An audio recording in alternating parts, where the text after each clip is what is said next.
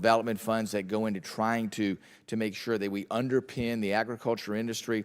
The same sort of concepts, I think, could be used in the shipbuilding industry to make sure we have that underpinning, that framework, that foundation that protects the investments that shipbuilders need to make, in addition to some of the CapEx that's available to them.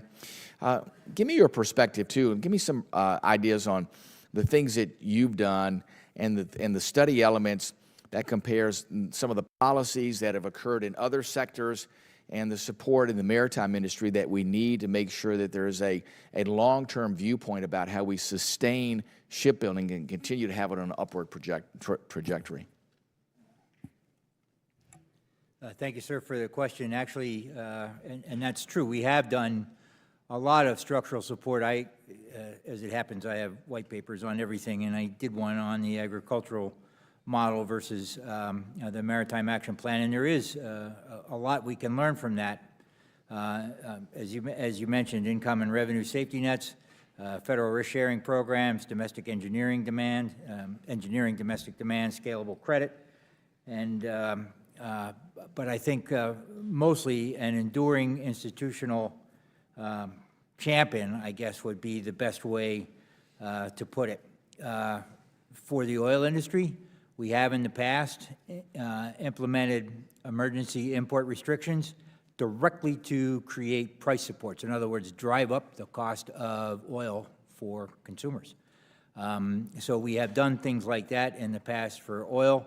We all remember the activities that were undertaken to support the auto industry in the 80s. Same thing, voluntary import constraints. And at that time, we also mandated imports on U.S. flagged ships. So all critical sectors at one time or another have received support, and we should do the same thing for Maritime. Thank you, Mr. Chairman. I'll yield back. Gentleman's time's expired. Now I recognize Mr. Norcross.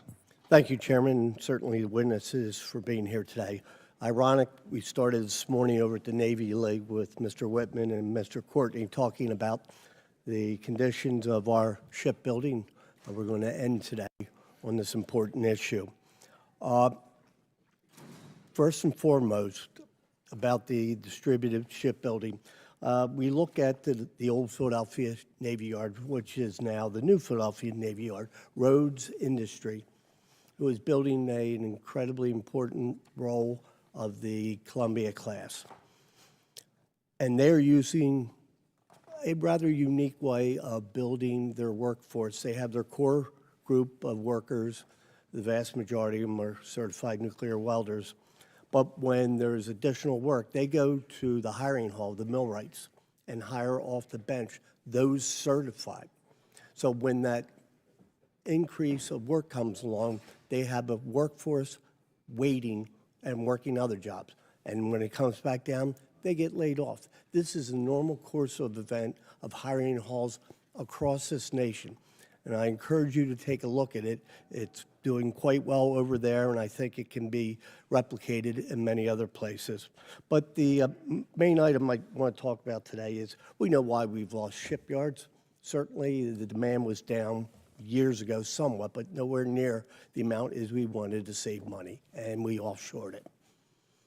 The idea of looking at how important that reliable workforce and suppliers in our country has now reared its ugly head. We're finding out the hard way. And a year or so ago, with the last NDAA, I had a Buy American provision, which talks about domestic content. And it's not because, hey, I want it in my state or we need to do this. It's because we need a secure supply chain that is made in our country. So it builds up over the years any major defense acquisition. So we're waiting for the first report out of the Department of Defense and haven't received that yet. It's a little bit late, which I guess is not a surprise. But the premise behind it is to build our workforce, our supply chain, and yet the Coast Guard gets a little bit different of a twist. They are not under the same constraints as the U.S. Navy. So the question for the Admiral is, in the Arctic Security Cutter Program, that's being done a little bit differently, the U.S., Canada, Finland. But still, the idea of building a supply chain with our friends and not our enemies. There has been much discussion. My office has received several phone calls of the propulsion system that might be coming from China. Can you confirm that or say it's not coming from China? Congressman, I know nothing about a propulsion system coming from China.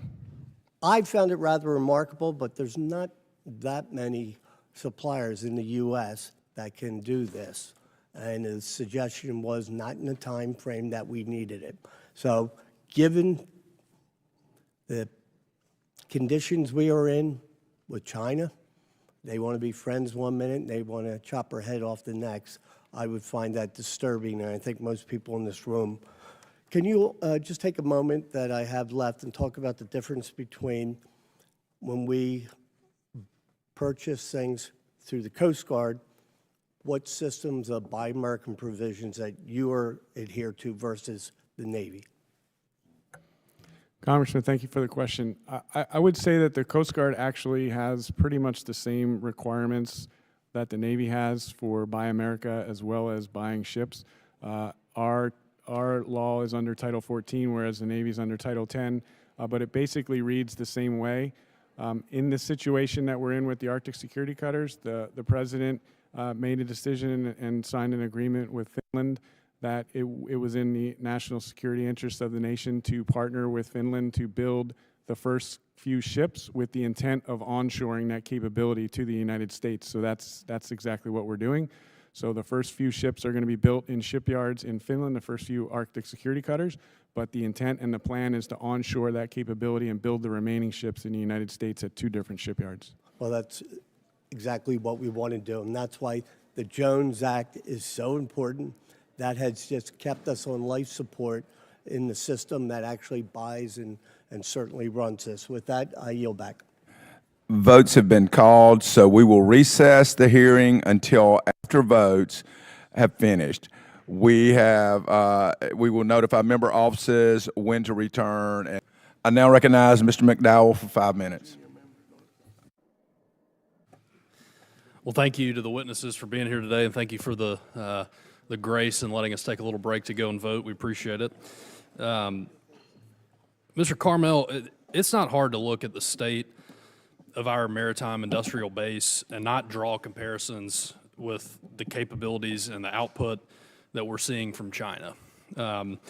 Between the United States and China, who has more shipyards? Thank you, sir. China has more, and more important.